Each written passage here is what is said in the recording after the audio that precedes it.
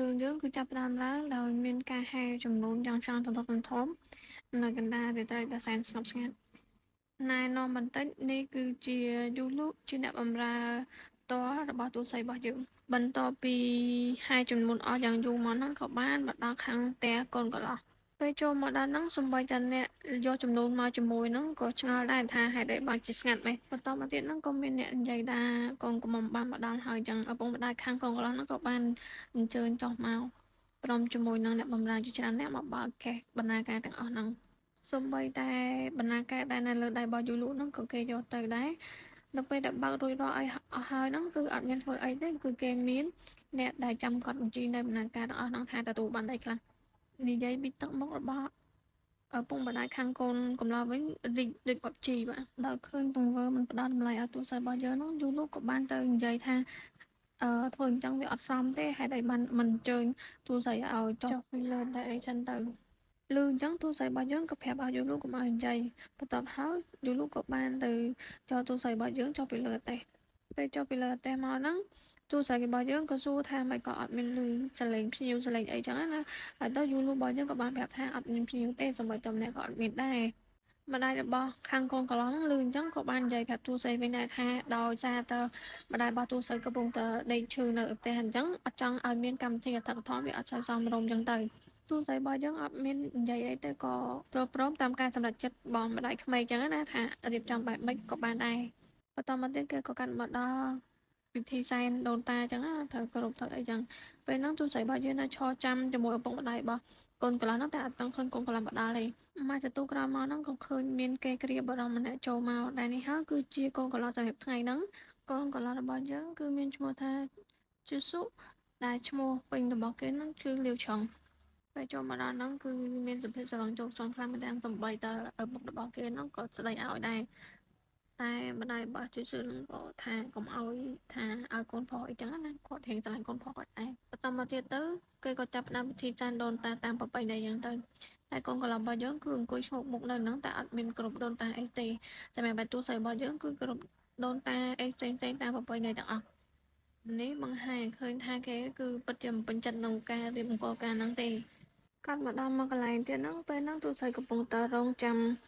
ដើម្បីឲ្យកូនកន្លងម្ដងអញ្ចឹងណាពេលហ្នឹងយូលូបាននិយាយថាហេតុអីបានកូនកន្លងស្មាននឹងអត់តង់ឃើញមកទៀតនិយាយបតាលោកបតាហ្នឹងក៏ប្រុងទៅតាមមកអញ្ចឹងណាពេលហ្នឹងពេលដាក់ទៅបើកទ្វារហ្នឹងក៏ចាប់តើជូស៊ូហ្នឹងក៏បានមកដល់ចូលមកដល់ហ្នឹងទាំងសងជោគជាំកដែរហ្នឹងបន្ទាប់ហើយក៏បាននិយាយពាក្យស្ដីដែលមិនសមរម្យជាច្រើនថាការរៀបការហ្នឹងគេមិនបានពេញចិត្តអីទេកុំឲ្យទូស័យអីហ្នឹងចូលច្រឡំអីចឹងទៅនិយាយបោបាច់អីអស់ហើយហ្នឹងក៏បានយកស្រាដែលនៅក្នុងឃ្លោកហ្នឹងមកផឹករួចហើយហ្នឹងក៏គប់ឃ្លោកហ្នឹងទៅទៀតពេលហ្នឹងដែរទូស័យយើងនៅតែអង្គុយបាំងផ្លិតហ្នឹងធម្មតាអត់មាន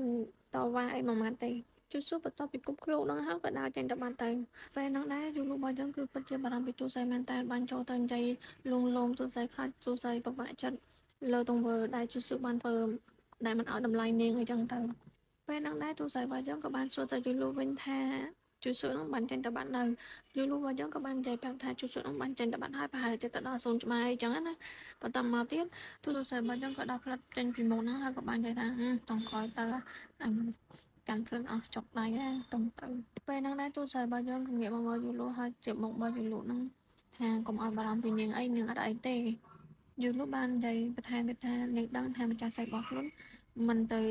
ខូចចិត្តជាមួយនឹងមនុស្សប្រភេទហ្នឹងទេទូស័យរបស់យើងក៏បានឆ្លើយទៅវិញថាខូចចិត្តដែលគេមិនចង់រៀបការជាមួយនាង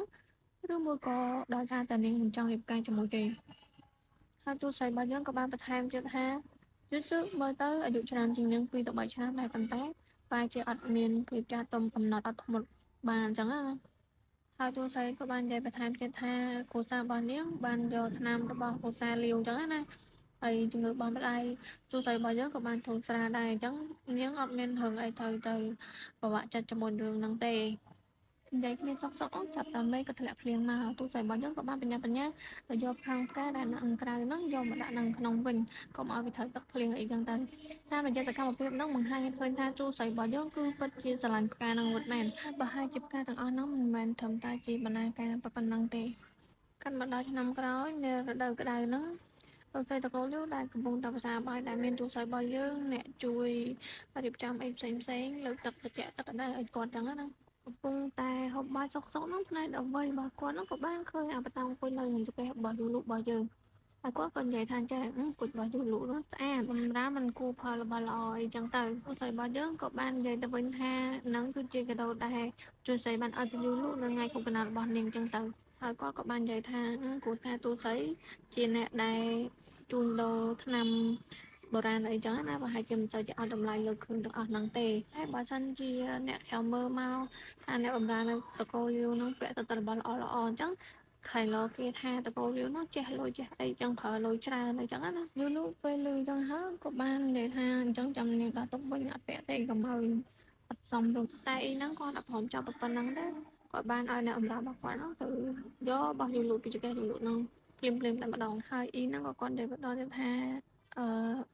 អាគុជហ្នឹងចាំឲ្យយូលូវិញនៅថ្ងៃដែលយូលូរៀបការអញ្ចឹងទៅទូទៅយើងក៏អត់មាននិយាយអីទេមានតែអរគុណម្ដាយក្មេកដែលគូអញ្ចឹងទៅនិយាយរួមទៅខ្លាំងនារីទន់ភ្លន់តែម្ដងពេលហ្នឹងបើមើលទៅមុខទូស័យវិញគិតក្នុងចិត្តថាអញអត់បានឡើយហើយអញបន្តមកទៀតហ្នឹងអ៊ីហ្នឹងក៏គាត់បានសួរទៅទូស័យថាក្រោយៗមកហ្នឹងតើជូសឺហ្នឹងបានទៅរកនាងឬអត់ព្រោះថាពួកគេទាំងពីរនាក់ហ្នឹងបានរៀបការជាមួយគ្នាទាំងយូរដែរហើយអ៊ីហ្នឹងក៏គាត់និយាយថាបើសិនជាទូស័យអត់អាចពាក់ចិត្តរបស់ប្តីបានទេអាហ្នឹងគឺជាវាសនាមិនល្អរបស់ទូស័យអញ្ចឹងទៅទូស័យរបស់យើងគឺអត់និយាយអីច្រើនទេមានតែបន្ទោសខ្លួនឯងថាខ្លួនឯងមិនល្អអញ្ចឹងហើយឲ្យអឺអ្នកម្ដាយក្មេកហ្នឹងជួយណែនាំចឹងណាហើយអ៊ីហ្នឹងក៏គាត់ចាប់ផ្ដើមនិយាយថាទោះបីជាកូនប្រុសគាត់ជាអ្នករៀនសូត្រក៏ពិតមែនប៉ុន្តែកូនគាត់អត់តង់ខ្លាចជាមន្ត្រីទេហើយដើម្បីអាចប្រឡងចូលជាមន្ត្រីដ៏រលូននោះវាត្រូវតតែមានតំណែងជាមួយគេឯងត្រង់ហ្នឹងដែរគឺគាត់ចង់ឲ្យទូស័យជួយប្តីរបស់ខ្លួនដោយការសូកប៉ាន់អីផ្សេងចឹងណាព្រោះថាទូស័យក៏ជាអ្នករកស៊ីដែរអញ្ចឹងហើយគាត់ក៏លើកឡើងថាគ្រប់យ៉ាងដែលគាត់ធ្វើហ្នឹងគឺគាត់ចង់ឲ្យទូស័យរបស់យើងហើយនឹងកូនប្រុសគាត់ហ្នឹងកាន់តែស្និទ្ធស្នាលគ្នាជាងមុនចឹងទេនិយាយគ្នាសុកនោះជូស៊ូក៏បានមកដល់ដើម្បីមកបាយថ្ងៃជាមួយម្ដាយចឹងដែរពេលមកដល់ហ្នឹងលោកស្រីលៀងក៏ចាប់ផ្ដើមនិយាយថាកូនគាត់ឥឡូវរៀងសុខឥឡូវតែកំពុងតែត្រៀមប្រឡងចូលទៅក្នុងជួមត្រីចឹងទៅហើយគាត់ក៏បាននិយាយបន្ថែមទៀតថាមូតាន់របស់យើងហ្នឹងគឺបានទៅបួងសួងនៅព្រះវិហាររៀងរាល់ថ្ងៃឲ្យប្តីបានប្រឡងចប់អីចឹងណាហើយពេលនោះដែរជូស៊ូក៏បាននិយាយមកវិញថាការប្រឡងទាំងអស់ហ្នឹងវាមិនពាក់ព័ន្ធការបួងសួងទាំងអស់ហ្នឹងទេហើយថែមទាំងនិយាយថាអត់ជឿជាក់លើសមត្ថភាពរបស់គេមែនបានត្រូវឲ្យទេវតាមកជួយថែរក្សាចឹងណាហើយទៅមូតាន់របស់យើងក៏និយាយថានាងមិនចង់មានន័យថាអញ្ចឹងទេពេលហ្នឹងដែរលោកស្រីលីវក៏បានកាត់សម្ដីថា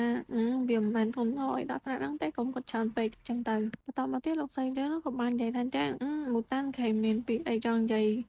ទៅប្តីអញ្ចឹងណាពេលហ្នឹងដែរមូតាន់ក៏របស់យើងក៏បាននិយាយតាមម្ដាយក្មេងប្រាប់ហ្នឹងថាត្រូវជួយប្តីអីចឹងណាពេលហ្នឹងដែរនិយាយជូស៊ូក៏បានគូសចង្កឹះមកក្រាំងទៅថាគេខំរៀនរាប់ឆ្នាំហើយមិនមែនចង់ចូលជួមត្រីដោយប្រើលុយចឹងទេគឺគេចង់ប្រើចំណេះដឹងរបស់គេដើម្បីខ្លាចជាមន្ត្រីចឹងទៅឃើញមើលទៅពិបាកពេកលោកស្រីលីវក៏និយាយថាមិនក៏ខឹងទៀតហើយគ្រាន់តែមកតាមមានបំណងល្អអីចឹងទេកុំគិតច្រើនពេកអីចឹងទៅពេលហ្នឹងដែរជូស៊ូក៏បាននិយាយថាតើមូតាហ្នឹងពិតជាគិតពីខ្លួនពិតមែនឬក៏គិតថាខ្លួនអត់អាចប្រឡងចូលមន្ត្រីបានអីចឹងណាតើប្រើប្រាស់បណ្ដាញអីផ្សេងៗចឹងទើបអាចជាមន្ត្រីបានដោយនិយាយឡើងត្រូវគ្នាហើយហ្នឹងក៏ជូស៊ូមកលាម្ដាយទៅលែងបាយលែងទឹកហើយព្រោះហូបលែងចូលឲ្យឆ្អែតពេលជូស៊ូដើរទៅបាត់ហ្នឹងលោកស្រីលឿនហ្នឹងក៏បានបន្តនិយាយជាមួយមូតានថាហេតុអីក៏មិននិយាយឲ្យសន្ទន់ជាមួយប្តីអីចឹងណារបៀបថាចេះចាក់មនោគមខ្លះអីខ្លះចឹងទៅដល់ពេលមូតានយើងនិយាយថងពេកចឹងជឿសឹកគឺជាមនុស្សដែលកាន់ខ្ជាប់ជាមួយនឹងគោលការណ៍ចូលចំហវាថាជឿជាក់លើសមត្ថភាពខ្លួនឯងចឹងណាបើសិនតែនិយាយថងហឹងលុយចឹងគឺដឹងតែប្រកាន់ហើយអត់អាចទទួលយកមកចំពោះរឿងហ្នឹងទេតែទៅអីហ្នឹងក៏គាត់នៅតែនិយាយថាអាមូតាហ្នឹងឲ្យចេះនិយាយផ្អែមមួយប្តីត្រូវតែចេះរៀបចំផែនការគម្រោងអីផ្សេងដើម្បីជួយប្តីចឹងណាដោយសារតែគាត់ដឹងថាកូនប្រុសរបស់គាត់អត់ចូលចិត្តរឿងពាក់ព័ន្ធជាមួយនឹងការសូកប៉ាន់ទាំងអស់ហ្នឹងទេបន្តមកទៀតលោកស្រីលៀវក៏បានឲ្យម៉ូតាន់ទៅព្រះវិហារដើម្បីបួងសួងសុំពរសុំជ័យអញ្ចឹងណាហើយទៅក៏គាត់បាននិយាយថា កុំឲ្យពាក់អាវឆាតឆាយអីចឹងទៅពេលទៅសុំពរសុំជ័យហ្នឹងហើយគាត់ក៏បានហាមមួយតាន់ផងដែរថាអត់ឲ្យញ៉ាំសាច់ត្រីសាច់អីផ្សេងៗទេក្នុងកំឡុងពេលដែលទៅបួងសួងហ្នឹងព្រោះថាការបួងសួងបើសិនជាមានការហូបសាច់ហូបអីចឹងអត់តបចឹងធ្វើឲ្យការបួងសួងហ្នឹងវាអត់មានប្រសិទ្ធភាពប្រសិទ្ធផលអីចឹងទៅក្រោយមកទៀតនៅពេលដែលកំពុងតែរៀបចំខ្លួនដើម្បីទៅព្រះវិហារហ្នឹងយើងរបស់យើងក៏បានរអ៊ូរទាំជាច្រើនថាម៉ែឪកូនពីរនាក់ហ្នឹងមិនដឹងជាស្អីទេរឿងខ្លួនឯងចង់បានខ្លួនឯងមិននិយាយទេសុកចិត្តឲ្យតួស្រីរបស់យើងចិត្តជាអ្នកនិយាយវិញយូលូក៏បានបន្ថែមទៀតថាសូម្បីតែអ្នកបម្រើនៅក្នុងដំណាក់លាវហ្នឹងក៏មានភាពងាយស្រួលរស់នៅសនុកសុខស្រួលជាងតួស្រីរបស់យើងដែរតួស្រីរបស់យើងត្រូវបានហាមសូម្បីតែការហូបស្លៀកពាក់រស់នៅអីផ្សេងៗក៏ត្រូវហាមហើយលើសពីហ្នឹងទៀតសុទ្ធតែមានច្បាប់ស្រីអីណានៅក្នុងបន្ទប់នោះប៉ុណ្ណាណីទៀតហើយតួស្រីរបស់យើងក៏បាននិយាយវិញថានៅពេលដែលម្ដាយរបស់ខ្លួនឈឺហ្នឹងគឺមានតែថ្នាំរបស់កុសាលាវហ្នឹងទេដែលបានជួយជីវិតម្ដាយរបស់ខ្លួនចឹងណាហើយទៅយូលោកក៏និយាយថាប៉ុន្តែថ្នាំហ្នឹងអត់បានជួយអីយូរទេគ្រាន់តែវិនិច្ឆ័យពេលបានតែបន្តិចតែប៉ុណ្្នឹងទេតួស្រីរបស់យើងក៏ថែមថាទោះបីជាបានតែបន្តិចប៉ុណ្ណាអាហ្នឹងវាជារឿងធម្មជាតិយើងអត់អាចបន្ទោសពីណាគេបានទេយ៉ាងណាក៏គេបានផ្ដល់ថ្នាំនឹងរួចទៅហើយតួស្រីរបស់យើងក៏បានប្រាប់តាយូថាកុំឲ្យបារម្ភគ្រាន់តែការមើលងាយមិនផ្ដល់តម្លៃអីប៉ុណ្ណឹងមិនអាចធ្វើអីតួស្រីយើងបានទេនាងអាចតបតជាមួយនឹងរឿងទាំងអស់ហ្នឹងបានកុំឲ្យបារម្ភពីនាងអីកាត់មកដល់កន្លែងមួយទៀតហ្នឹងគឺនៅពេលដែលតួស្រីបានមកដល់វិហារដើម្បីបួងសួងពេលហ្នឹងដែរក៏មានអ្នកបម្រើរបស់លោកស្រីលាវហ្នឹងមកតាមតួស្រីដែរដើម្បីមកមើលថាតួស្រីបានបួងសួងពិតមែនឬក៏អត់ទេចឹងណាហើយតួស្រីរបស់យើងក៏ចាប់ផ្ដើមបួងសួងអីចឹងទៅហើយពេលហ្នឹងដែរអ្នកបម្រើរបស់លោកស្រីលាវហ្នឹងក៏បាននិយាយប្រាប់តួស្រីថាឲ្យតួស្រីហ្នឹងបួងសួងឲ្យបានស្ងប់ចិត្តទៅគេចាំនៅខាងក្រៅចឹងទៅតួស្រីរបស់យើងក៏ចាប់ផ្ដើមបួងសួងតាមធម្មតាចឹងទៅមកទទួលក្រោយមកយូលូក៏បានតែអើតមើលថាអ៊ីហ្នឹងក៏ទៅដល់ណាហើយចឹងណានៅពេលដែលឃើញអ៊ីហ្នឹងដេកហើយយូលូក៏បានដើរមកប្រាប់តួស្រីវិញថាអ៊ីហ្នឹងដេកបាត់ហើយអញ្ចឹងឲ្យតួស្រីខកមកកុំឲ្យចុកជើងចឹងណាព្រោះខាបយូរអោនយូរចឹងទៅលឺអញ្ចឹងហើយតួស្រីរបស់យើងក៏សម្រុះលំតិចបន្ទាប់ឲ្យយូលូទៅយកលុយមកព្រោះតួស្រីត្រូវចេញទៅក្រៅវិញចឹងណា